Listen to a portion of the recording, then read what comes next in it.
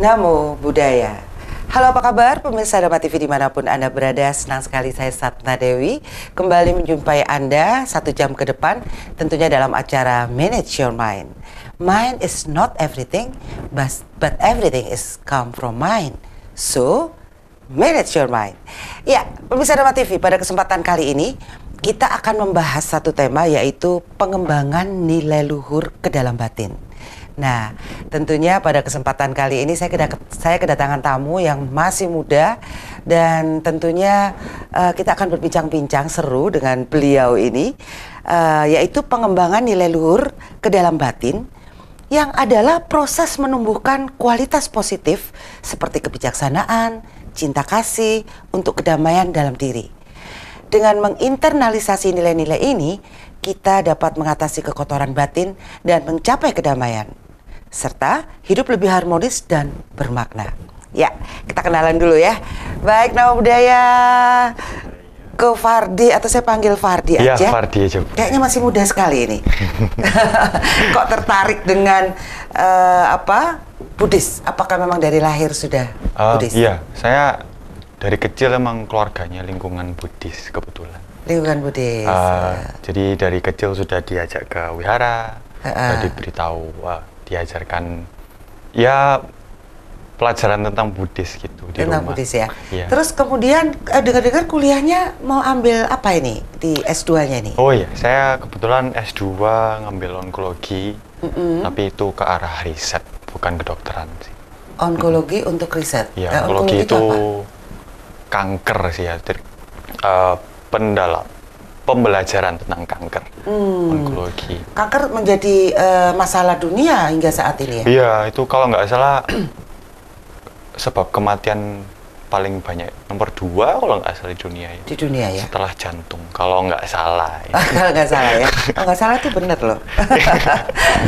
Oke, onkologi. Ya, ini tadi kan kita membahas tentang bagaimana mengembangkan nilai luhur ke dalam batin. Iya, benar. Yang akhirnya positifnya adalah kita tumbuh kebijaksanaan, cinta kasih, kedamaian dalam diri. Iya, benar. Nah, ini tadi kita sempat ngobrol perihal apakah kanker itu mungkin tidak ada kedamaian dalam diri, mungkin tidak ada cinta kasih, mungkin ini bisa-bisa jadi berhubungan karena iya kan, Buddhis itu kayak psikologi gitu loh, kayak ilmu jiwa gitu. Kalau saya pelajarin sangat detail untuk ke dalam diri ya. Iya, jadi bisa ditarik aja sih. Juga bisa disambungkan ke kedokteran juga bisa. Mungkin bisa jadi dasar juga ya. Iya, karena kalau berpikir ya, batinnya lebih damai, otomatis penyembuhan fisik jasmaninya lebih cepat. Oke. Baik. Ini ada pertanyaan nih, kita ngobrol-ngobrol nih tentang pengembangan nilai luhur ke dalam batin. Penderitaan dan kebahagiaan itu sebenarnya disebabkan oleh apa sih yang kau tahu nih? Baik. Penderitaan, kebahagiaan itu kami semua sudah mungkin pasti pernah sekali lah ya menanyakan di kehidupan kami ini. Apa sih kebahagiaan ya kan? Saya ini bagaimana caranya bisa bahagia? Bagaimana caranya bisa menghindari penderitaan? Dan di agama Buddha itu juga menjadi fokus kita juga sih. Untuk mencari tahu penderitaan itu apa. Lalu dengan mengetahui adanya penderitaan dan ada jalan juga untuk menuju akhirnya lenyapnya penderitaan, maka bisa juga diartikan bahwa kebahagiaan itu adalah keberadaan lenyapnya penderitaan. Lenyapnya penderitaan. Ya, tapi apakah kebahagiaan itu berlapis-lapis ya? Seperti misalnya gini, HP saya jelek nih, saya pengen HP baru gitu. Ternyata kemudian saya bisa mendapatkan gitu. Apakah itu juga termasuk kebahagiaan? Sebenarnya saat tidak mempunyai HP juga kan ibu juga bisa bahagia kan sebenarnya. Iya sih. Itu hanya faktor-faktor luar ya kalau saya bilang ya. Dan ya sebab penderitaan kebahagiaan itu ya kami merasakan itu bisa dari 3 peristiwa. Peristiwa fisik. Jadi bagaimana faktor batinia yang menyebabkan penderitaan dan kebahagiaan ini kan ya? Iya, jadi ya? Itu salah satunya. Ada faktor batinia, ada peristiwa fisik dan peristiwa verbal itu kan ya. Misalnya kalau fisik itu disentuh dengan halus ya kan, Oh. atau ditonjok. Oh iya, iya benar-benar. Disayang, Disayang, maksudnya bener. sebahagia gitu ya. Oh, oke, Ya. oke, oke. Terus ya contoh dulu itu. Kalau misalnya kita disentuh dengan halus, itu bahagia atau menderita begitu. Iya, Pak. Kira-kira. Iya, seneng lah. Seneng ya? Bahagia gitu ya, Nah, disayang gitu ya. Tapi tergantung sebenarnya itu ya. Oh, sih. Kalau dielus itu kan lihat belakang, oh ibu ya bahagia, atau orang yang kami cintai bahagia. Nah kalau oleh belakang nggak ada orang gimana? Tiba-tiba dielus gitu kan ya. Jadinya nggak jadi bahagia. Kaget itu ya? Iya kaget udah kayak udah keringetan mulai keluar. Tapi saya gitu. belum pernah kok. Ya yang jangan sampai pernah, nggak usah pernah nggak apa kok. Iya. Iya. Oke, Jadi sebenarnya ya, itu sesuatu yang di luar ya. Kebahagiaan yang di luar, fisik ya baru ya. iya. Ini tadi. Dan itu sifatnya netral sih sebenarnya. Kan tadi kan tergantung kan.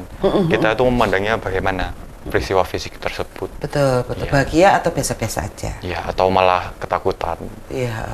terus oke. marah, iya, dan lain-lain. Oke. Jadi faktor batiniah apa yang menyebabkan penderitaan dan kebahagiaan? Ini kalau batin Ya. nih. Nah, faktor batiniah itu mengapa di sini ditanyakannya faktor batiniah dan bukan batin? Karena itu kedua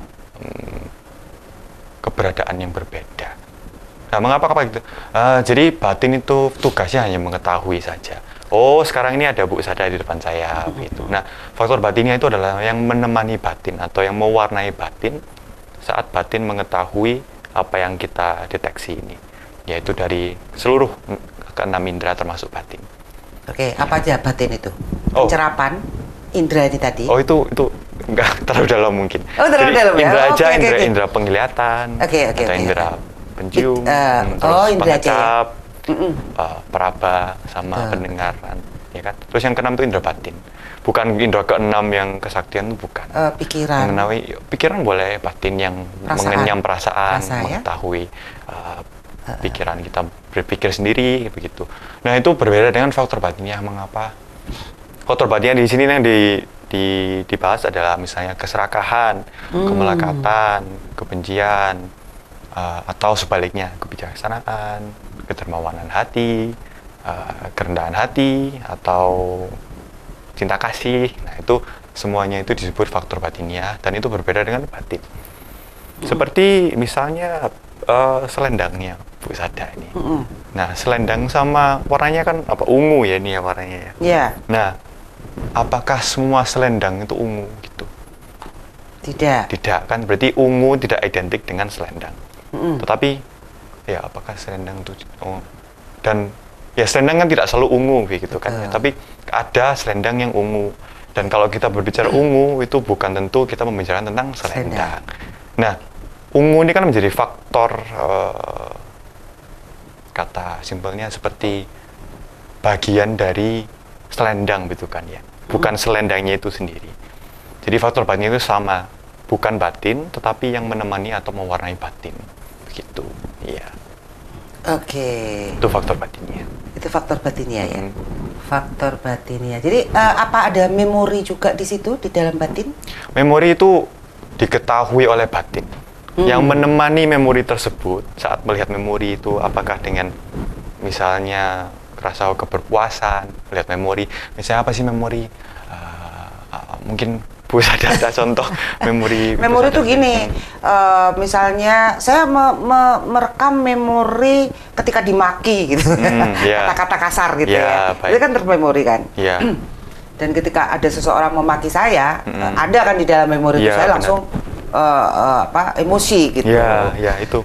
Seperti itu ya. Iya, jadi di sini memori itu yang diketahui batin. Nah, tapi dalam kita melihat memori dimaki tersebut, itu kita bisa memilih sebenarnya.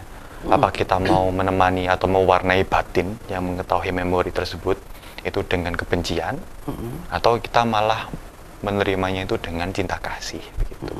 Jadi orang kalau dimaki ya otomatis lah itu udah warna manusia kalau saya pikir Atau itu. netral, Kebencian itulah ya udah wajar begitulah ya. Nah, tetapi ya, sesuatu yang wajar itu kan tidak selalu patutnya dipegang, benar nggak ya? Malah kalau ada yang lebih bagus, mengapa memegang yang buruk, yang dianggap normal atau wajar begitu. Nah, kalau kita mewarnai batin saat melihat memori itu dengan kebencian, otomatis ya tensinya naik, ya kan, tegang, jantungnya jedak-jeduk gitu kan, mulai keringetan, dan perasaan ini kan itu kayak merasa terhimpit gitu kan ya. Dan ini adalah bentukan dari penderitaan. Iya, begitu Bu Sada. Gitu ya. Nah ya, jadi ya begitu, itu contoh bagaimana faktor batiniah menentukan penderitaan atau kebahagiaan. Ya. Apa yang disebut dengan nilai luhur? Baik, luhur itu artinya yang mulia, ya, yang dewasa, yang tidak seawamnya. Mengapa dikatakan begitu? Karena tidak seumumnya orang manusia itu diwarnai dengan kebijaksanaan. Bisa dikembangkan pastinya, dan itu bisa dipelajari juga. Tetapi kita lahir dari bayi itu kan kebijaksanaannya di mana gitu kan ya. Dan maaf tadi pertanyaannya bagaimana? Apa sih yang disebut dengan nilai luhur? Luhur itu luhur itu berarti yang sesuatu yang apa tadi, mulia, bijaksana, yang baik, dewasa, ya, bijaksana tadi ya. Ya, dan lurus. Lurus dan bijaksana. Ya, bijaksana itu apa sih? Bijaksana itu adalah kemampuan untuk mengetahui sesuatu dengan sebenarnya atau dengan secara objektifnya, secara apa adanya. Realita ya. Realistis. Realistis. Lebih ke realistis itu realistis itu ya? Menurut saya kebenaran secara kesepakatan manusia mungkin ya, karena kita kan misalnya faktor ideal yang realistis untuk orang-orang kan berbeda-beda gitu ya, ada ininya ya, kalau ukurnya berbeda-beda ya. Ya, jadi untuk, Oke. Baik, kita potong dulu nih. Baik, pemirsa Dharma TV, tentunya kita akan lanjutkan ngobrol kita setelah yang satu ini. Jangan kemana-mana.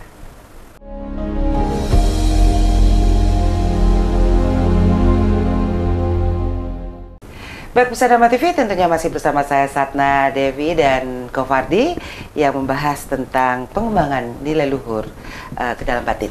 Baik, ini Ko Fardi, orang lain tuh bisa berbahagia dengan makan yang enak, ya kan, menonton konser. Tadi kan kalau ukurnya kan beda-beda nih ceritanya nih. Mengapa harus berupaya keras untuk mencapai kebahagiaan yang timbul dari pemegangan nilai luhur ini? Emang beda ya gitu? Iya. Tadi belum sempat dibahas mungkin ya, nilai luhur, pemegang nilai luhur itu bagaimana caranya bisa menimbulkan kebahagiaan. Mungkin kita mulai dari situ dulu aja ya. Oke. Jadi menemani batin dengan, mewarnai batin dengan nilai luhur. Contohnya, mau kita pakai yang paling gampang aja deh, keberpuasan. Rasa syukur mungkin ya, yang lebih dikenal. Rasa syukur misalnya ada kita diberi, entah dari mana udah diberi 500.000 gitu, bahagia atau enggak gitu kan pertanyaannya.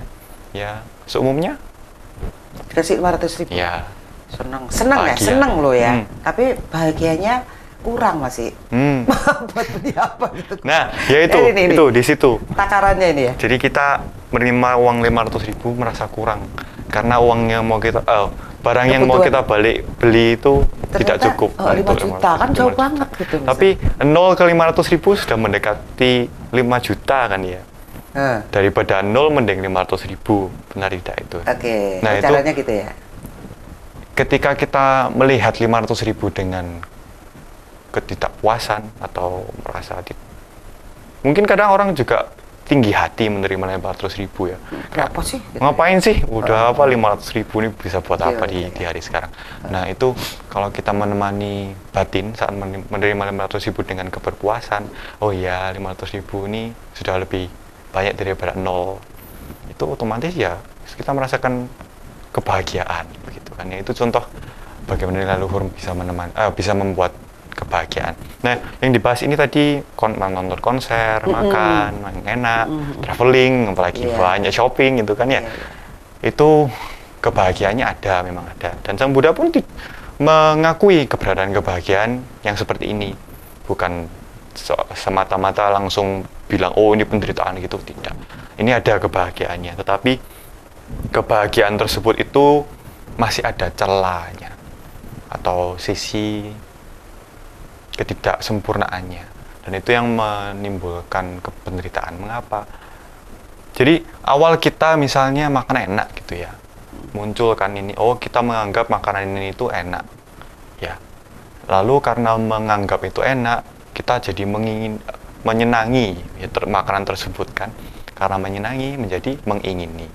Dan mulai dari kita mengingini itu kalau belum mendapatkan, itu kan batinnya ditemani dan kayak diselimuti dikuasai dengan dikuasai boleh, karena kan mayoritasnya memang rasa takut, rasa cemas, karena belum dapat kan, soalnya masih baru mengingini gitu kan.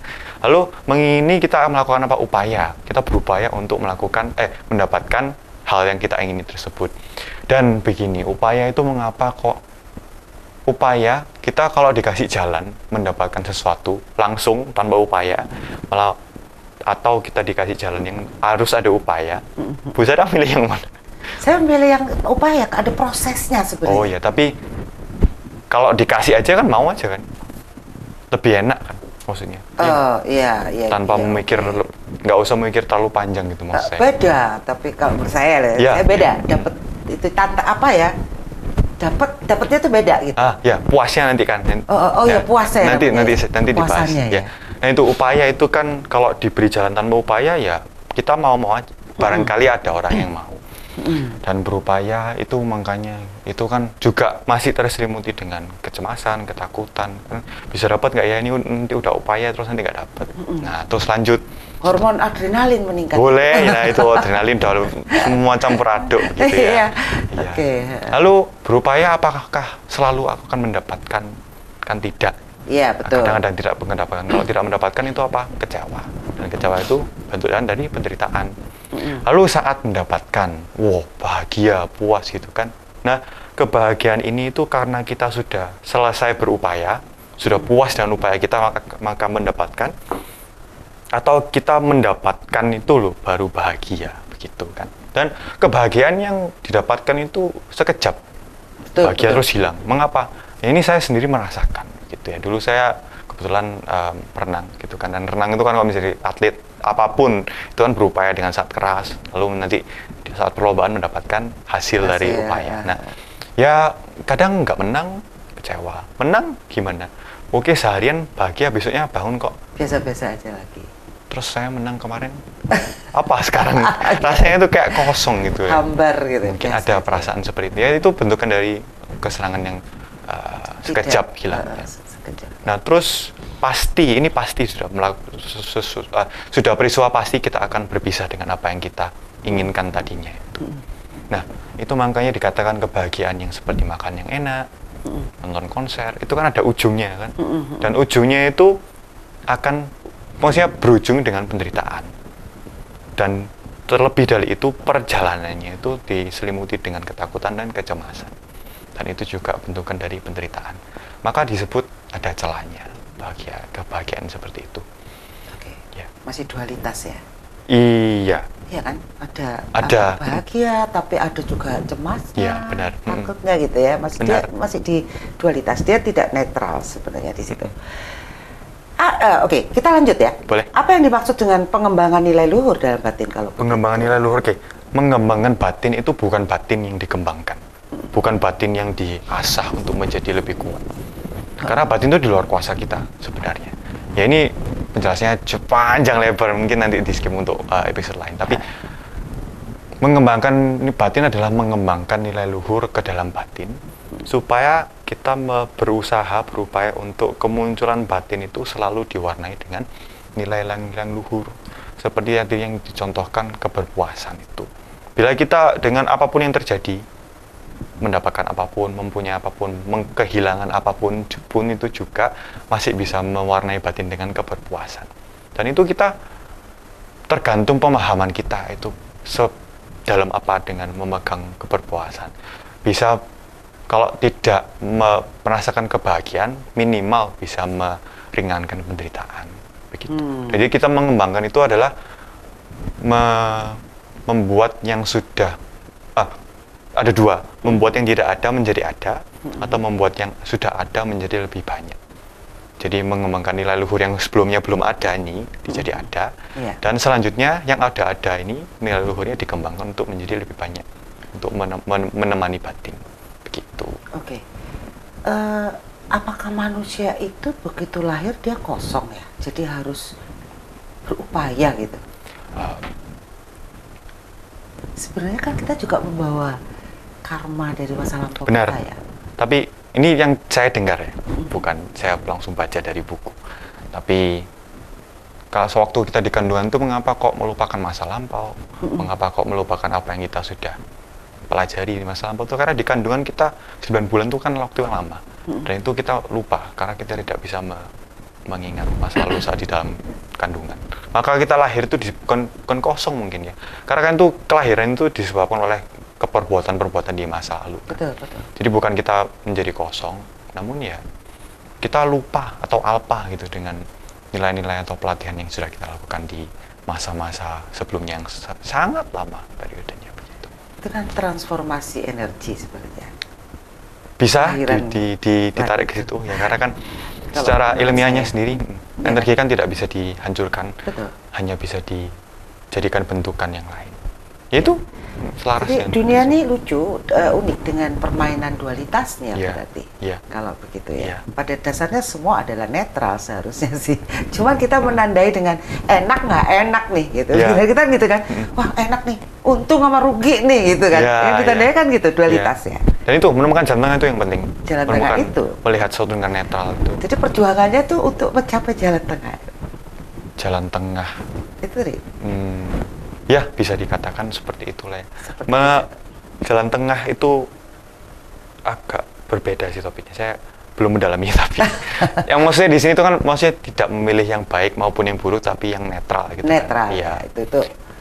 Ya itu butuh pendalaman itu. Itu butuh pengalaman Nanti juga. sebenarnya episode selanjutnya membahas tentang itu. Oke, baik. Kenapa sih kok mengembangkan nilai luhur itu penting untuk kehidupan pribadi nih, Ko Fardi? Gampangnya kita kan mau bahagia. Oh, tujuannya itu ya. Dan ya kita tujuan hidup kita apa? Tapi kok banyak ya orang-orang yang saya pikir sudah dewasa, udah S1, S2, S3 secara ini terpelajar tapi masih terjerumus juga ke dalam ketidakbahagiaan itu. Ya itu. Kemarin kasus-kasus yang wah macam-macam ya di Iya, Indonesia iya, ya. iya. Ada yang korupsi tapi itu bukan anak-anak loh, udah orang pinter-pinter lah istilahnya. Ya. Kenapa? Apa dia salah melihat kebahagiaan itu? Kepintaran, kebijaksanaan itu beda mungkin ya. Kepintaran itu kan kemampuan untuk mengetahui sebuah topik dengan dalam, mungkin seperti itu ya kalau definisi saya. Kebijaksanaan itu kan sudah melihat sesuatu dengan apa adanya begitu kan. Kebijaksanaan ya. Itu ada perbedaan antara kedua itu, dan ya sejauh mana korelasi yang dipelajari di manapun itu selaras dengan kebijaksanaan yang ada begitu. Nah, jadi semua orang katanya perlu ingin bahagia. ya, Jadi perlu untuk mengembangkan nilai luhur. ya karena itu sudah jelas tadi belum ya. Apa sih nilai luhur itu misalnya? Lalu ke cinta kasih, meta, Oke, cinta kasih, meta. keberpuasan. Meta apa meta? Meta itu sebenarnya Apa ya? ini agak panjang ya, keberadaan batin yang bebas dari membenci. Oh. Tetapi karena bahasa Indonesia tidak ada kosakata untuk menjelaskan itu, dijadikan dua kata ini digabung menjadi satu. Jadi cinta kasih. Iya, Welas itu nanti asih. di episode lain saja pendalamannya. Iya, itu tadi ya. Cinta kasih, meta, terus apa lagi? Keberpuasan, Bersyukur, terus ya senantiasa boleh bersyukur ya. melihat Berpuasan. dari sisi tidak indah, melihat dari sisi yang celah kayak tadi itu contohnya salah satunya. Tidak indah dan celah. Tidak Tidak indah. indah dan celah. Entar dulu. Iya. Kita kok ini lagi. Bapak Sadama TV penasaran, kita akan ketemu setelah satu ini. Jangan kemana-mana.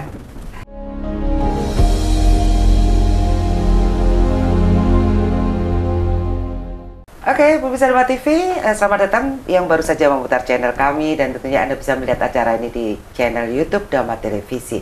Saya berbincang dengan Fardi mengenai pengembangan nilai luhur ke dalam batin. Wah, seru ini. Ini kalau anak-anak muda Indonesia sudah ngobrolin ini, waduh, saya yakin Indonesia Emas 2045 bakalan pemimpin-pemimpin kita tuh top ini batinnya nih. Iya kan? Sadu. Iya. Tadi dikatakan bahwa apa yang perlu dikembangkan di dalam batin kita? Tadi apa? Nilai luhur ada keberpuasan, rasa syukur ya, keberpuasan itu rasa syukur, cinta kasih, meta, lalu apalagi itu? Melihat dari sisi tidak indah. Melihat dari sisi tidak indah. Ya. Karena kita maunya indah terus ya. Itu gitu ya? di saat kita melihat tubuh atau alam atau apapun, ya kriterianya itu lebih sering ke tubuh sebenarnya, begitu, ketidakindahan. Jadi sebenarnya kita kan ini hanya kulit yang darah, lemak, apalagi otot. Muda lama-lama di kaca kok tambah keriput, melapuk itu ya. Terus mulai sakit, gigi mulai copot. Itu ya, Dan tadi apa sih melihat dari sisi celah tadi ya? Salah ngomong saya, maaf ya. Melihat dari sisi celah. Sisi celah itu yang gimana? Itu sisi tidak sempurna. Kita kadang bilang, oh ini anak muda nih suka ini kalau misalnya nembak cewek ini. Oh, kamu yang sempurna untuk saya gitu kan ya kan romantisnya. Waduh, itu sebenarnya lebay itu ya. Mungkin sempurna untuk saya, cocok dengan saya gitulah mungkin ya. Ya nggak apa-apa sih, untuk apa teknikal sisi romantis boleh lah sekali ya kan. Pasal lebay ya. Iya, biar romantis dikit. Tapi itu hanya sebenarnya tubuh tidak sempurna.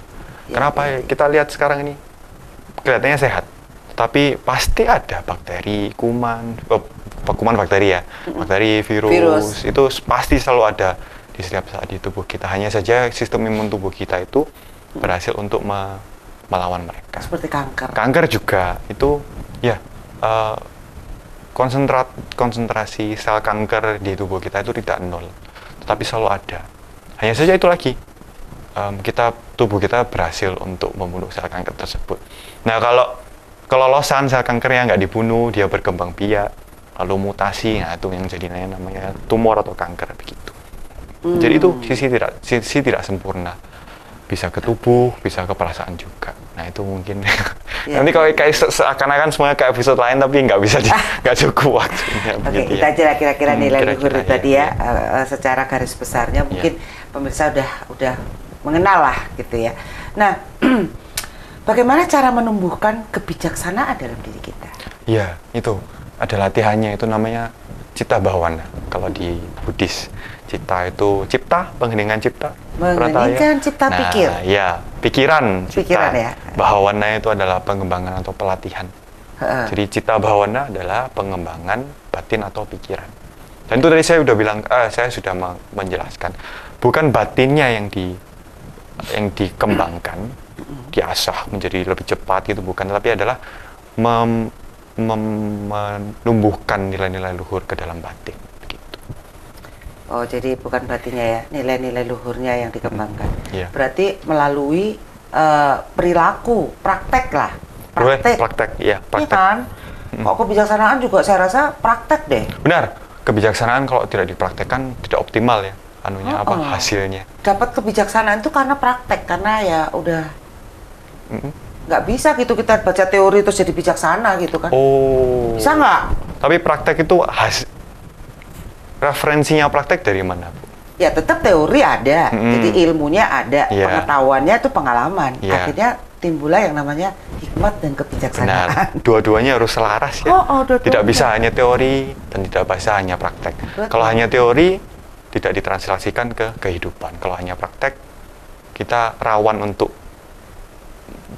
mengikuti arahan yang salah. Tidak tahu kadang-kadang. Ya, ini benar apa enggak? Kita kan kalau mengandalkan judgement sendiri itu agak susah. Iya. Baik ya. Oke. Ya, jadi kebijaksanaan menumbuhkan kebijaksanaan dalam diri kita melalui. Jadi itu ada. Ini teorinya ya. Dan bisa dipraktekkan. Ada 3. Kalau bahasa Palinya itu parikama, sati, dan aramana. Nah, sati itu adalah pengingatan. Pengingatan apa ya? Nilai luhur yang tadi itu. Kita mengingat dan menemani batin itu dengan nilai luhur. Lalu parikama itu seperti pengulangan begitu ya. Jadi kalau misalnya di cinta kasih itu kan udah sering ya kita melakukan pengharapan baik sebagai parikama kita. Ya semoga biasanya dimulai dengan saya. Semoga saya berbahagia, Oke. bebas dari penderitaan mental, penderitaan fisik, dan bebas dari permusuhan. Itu kita ulang-ulang, dan tentunya bukan semata-mata mengulang ya, tapi kita sudah mengerti konsep apa itu kebahagiaan, apa itu bebas dari penderitaan fisik dan mental, sehingga ketika kita mengulang itu, kita seperti sudah ada ringkasan semuanya dan mengerti. Lalu ketika mengulang itu, ya sudah, kita anggapannya sudah mengulang semua yang kita mengerti. Seperti itu parikama, dan yang terakhir aramana itu adalah objek meditasi. Kalau di cinta kasih, objeknya selalu makhluk hidup. Karena agak susah ya, misalnya pot makanan ini, semua kamu bahagia, gimana caranya kan, dia pot kan benda mati tidak bisa. Jadi misalnya semoga Bu Sada berbahagia, itu salah satunya. Jadi objek aramana di sini, objek meditasinya adalah Ibu Sada atau kita sendiri. Memelihara binatang? Boleh. Maksudnya? Kau Papi melihara binatang? Saya tidak, di rumah tidak, kebetulan. Ya? Itu juga bisa jadi objek? Binatangnya? Atau, iya. Bisa. Apa malah menjadi kemelekatan? Oh, bed. Iya kan? Iya, bisa paham, jadi paham, kan? Paham ya? Karena cinta itu mengakibatkan kemelekatan, tetapi meta bukan. Oke, oh meta itu yang tidak melekat ya? Karena melekat, dia seperti matahari yang memancarkan sinar matahari tanpa mengharapkan kembali gitu kalau meta. Dia hanya memberi gitu, nggak ada pamrihnya. Itu pamrih ada. Tetap pamrih ada meta itu? Ada, tapi bukan pamrih yang egois, berbeda. Itu sama, satu jalur tapi ada rinciannya lanjutnya kalau egois. Egois itu kita pamrih, itu kan mengharapkan diri sendiri menjadi baik gitu, atau mendapatkan yang baik. Egois itu sama, tetapi ada rinciannya. Mengharapkan sesuatu yang baik dengan merugikan orang lain. Kalau kita mengembangkan batin, kita bahagia. Itu kan kita mendapatkan hasil dari praktik yang baik. Itu kan berarti kita, terus kalau nggak boleh pamrih, kita nggak boleh mengharapkan diri bahagia dong, begitu. Nanti arahnya bisa salah ke situ. Jadi rinciannya itu yang berbeda. Itu tadi ya, bahagia. Tapi saya tuh kalau misalnya nih, kalau saya memberi memang tidak mengharapkan kembali. Memberi itu sebuah kepuasan aja sendiri gitu. Ada sebuah kebahagiaan. Nah, kebahagiaan itu kan Ibu mau kan dengan memberi.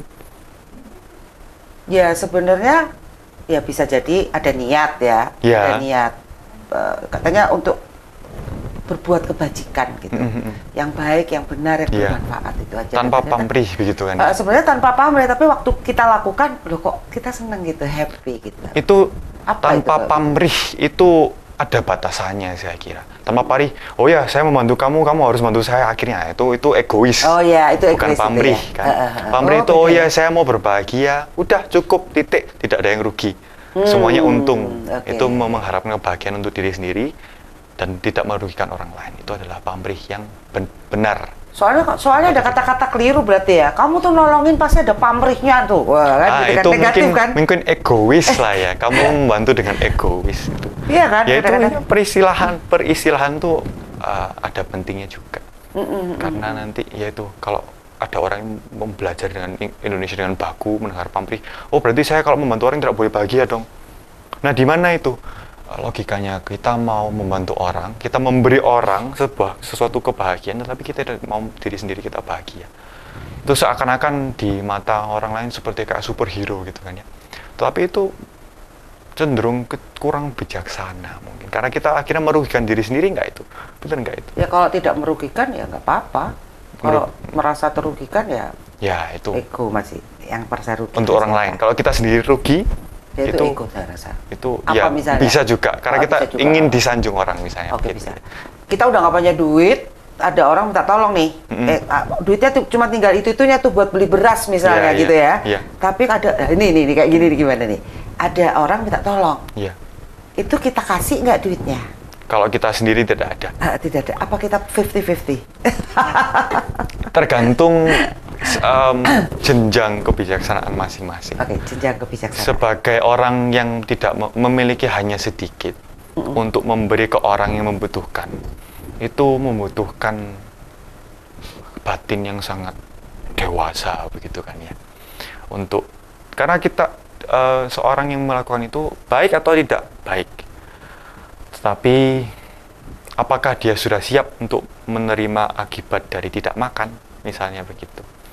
Kalau dia bisa menerima dengan lega hati dan tidak menimbulkan karma buruk dari pikiran yang buruk, karena misalnya tadi ini aku orang ini tadi tak kasihin, sekarang aku nggak bisa makan, itu kan bentukan kebencian. Iya, Jadinya kan jadi rugi kan.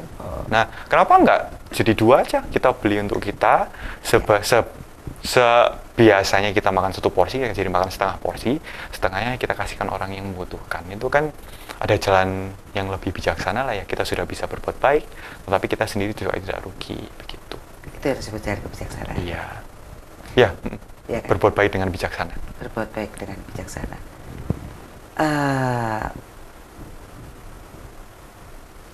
Bagaimana mengembangkan nilai luhur, pengembangan nilai luhur tadi dapat meningkatkan kualitas hubungan antar sesama. Oh, boleh. Antar sesama? Ya, antar sesama manusia nih. Kita, misalnya nih, ada orang ngutang nih sama saya. Oh, ya, ini nih. Gimana? Ini harus diputuskan ini. Iya. Oke. Nanti kita bahas ya. Baik Pemirsa Dharma TV, nanti kita bahas setelah satu ini. Jangan kemana-mana.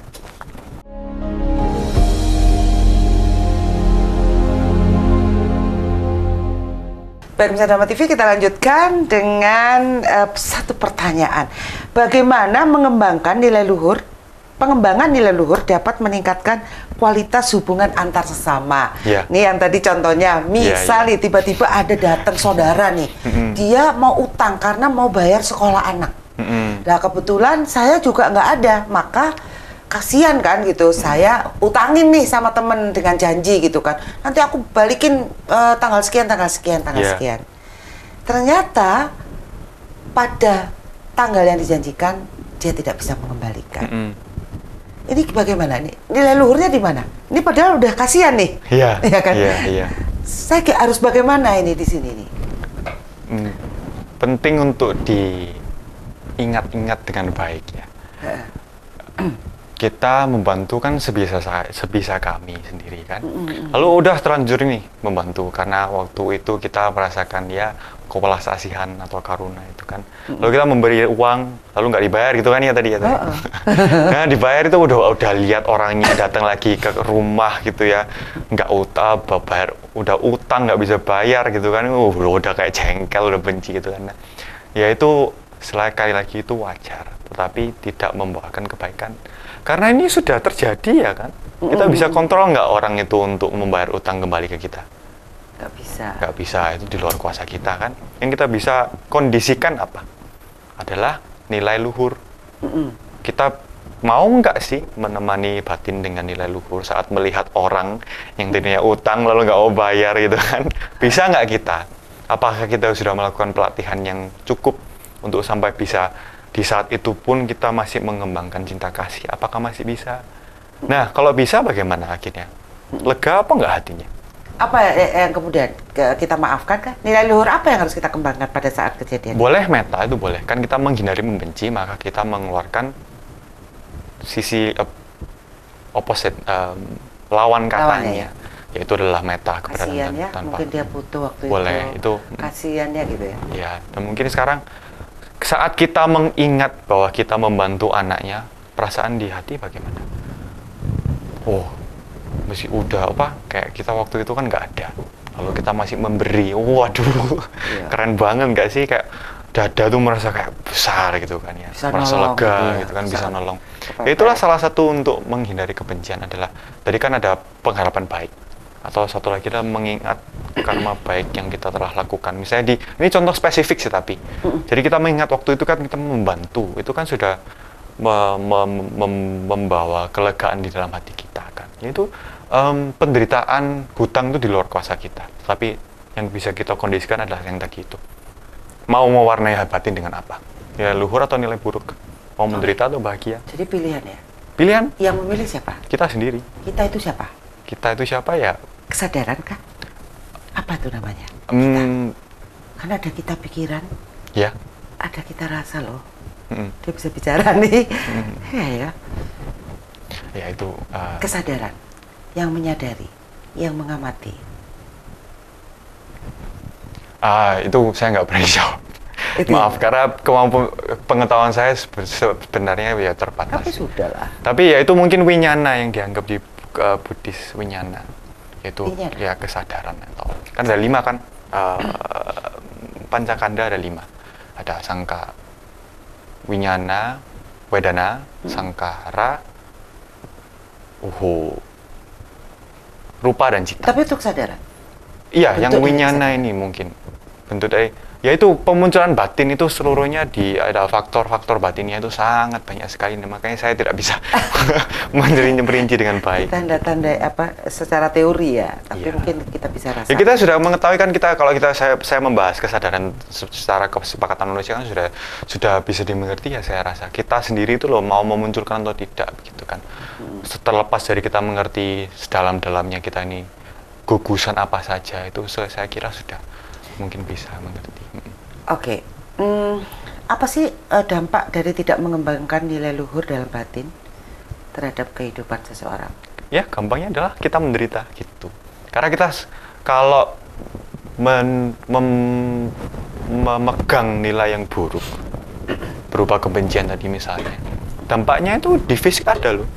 Tensi naik, keringetan, jantung berdegup-degup, nggak enak, cemas, itu kan Stres dari fisiknya. Stres itu batin, GERD itu, aduh itu sekarang banyak sekali yang orang yang GERD, nah itu pikiran benar. Ya? Itu pikiran disebabkan oleh mewarnai pikiran dengan nilai-nilai yang buruk. Itu kan penderitaan kan. Dan kita nggak mau kan menderita, benar nggak? Nah, tapi untuk jalan menuju jalannya penderitaan itu panjang dan perlu upaya yang sangat baik. Upaya ini dari mana? Ya kita coba dulu dong. Saat kita menemani atau berlatih dengan mengembangkan nilai luhur itu, apa ada dampak baiknya begitu. Kalau ada dampak baiknya ya, sebagai orang yang ingin bahagia ya dikembangkan terus saja, karena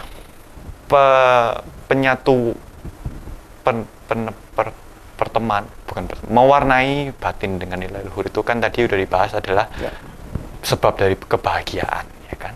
Ya kita makanya kalau kita tidak mengembangkan ini dan kita terbiasa dengan menemani batin dengan nilai yang buruk, ya kita akan menderita sendiri. Bukan orang lain yang menderita. Contohnya gini, kita mungkin agak kurang lengkap lah ya pengertiannya. Kita mengembangkan cinta kasih untuk siapa sih? Ya untuk diri sendiri. Benar sekali, bukan untuk orang lain loh. Itu kegunaan nomor 2. Orang lain ikut berbahagia atas dampak perilaku perbuatan kita terhadap mereka. Tetapi yang bahagia pertama itu adalah kita, karena menemani batin dengan cinta kasih. Mengembangkan nilai meta cinta kasih itu gimana? Oke. Praktek. Prakteknya kalau meta bawana ya, pengembangan batin yang bebas dari membenci itu parikamanya adalah 1 dari 4. Kita bisa memilih, semoga saya pakai objek saya aja ya, objek meditasi saya. Karena dimulai dari situ, semoga saya bebas dari penderitaan fisik, boleh dipakai. Yang kedua, semoga saya bebas dari penderitaan mental. Yang kedua, semoga saya bebas dari permusuhan. Atau yang keempat, kita bisa memakai ya, semoga saya berbahagia. Nah itu diulang-ulang, kenapa? Karena pemunculan pengharapan baik itu adalah saat kita memunculkan pengharapan baik itu tidak ada yang namanya memunculkan pengharapan buruk, karena hanya satu. Di saat satu kemunculan batin itu hanya satu yang bisa menemani. Tidak bisa satu kemunculan batin dua-duanya nggak bisa. Oke. Hanya satu yang bisa menemani. Dualitas itu mana yang didominankan gitu. Dominan aja dengan afirmasi positif ya. Iya, boleh. Soalnya yang negatif nggak akan keluar gitu kan. Iya, karena kita memunculkan kelawan kata dari Oke. Gitu. Oh, itu pentingnya doa berarti ya? Orang berdoa yang positif-positif. Boleh, ya. Berdoa semoga ya siapapun lah bahagia atau dampak apapun yang pengharapan yang terbaik begitu. Terus tantangannya apa? Ketika kita mengembangkan nilai luhur. Tantangannya lumayan banyak kayaknya ya, kalau dijabarkan satu-satu banyak. Yang paling gampang tuh males. Aduh, lah udah bisa makan enak bahagia kok, ngapain sih kita mau mengejar upaya kebahagiaan yang susah gak sih? Ya udah cukup lah. Ya udah cukup lah, kita di sini ngapain kita ke situ? Misalnya begitu, yaitu ada kemalasan atau keengganan untuk berlatih, itu ada pasti. Dan ya sebagai orang yang ingin bahagia ya harus sebaiknya mendisiplinkan diri. Dengan apa? Dengan mengetahui apa sih manfaat dan kebaikannya. Apa dengan meditasi maksudnya? pengembangan batin ini adalah ya mungkin yang dianggap meditasi itu. Meditasi secara awam, meditasi itu datangnya dari bahasa Perancis. Itu sadapan. Kalau ada yang saya tak ketahui, tapi saya telusuri. Ya nggak tahu juga saya artinya apa di awam. Tapi kan itu diidentikan dengan mengosongkan pikiran, melihat nafas dengan baik, untuk mengasah konsentrasi misalnya begitu meditasi. Tapi gunanya adalah tujuannya adalah kita bisa hidup dalam now, saat ini. Kalau now-nya itu ditemani nilai buruk, bahagia atau menderita? Pada saat ditemani mungkin loh. Tapi saya merasa nggak buruk sih.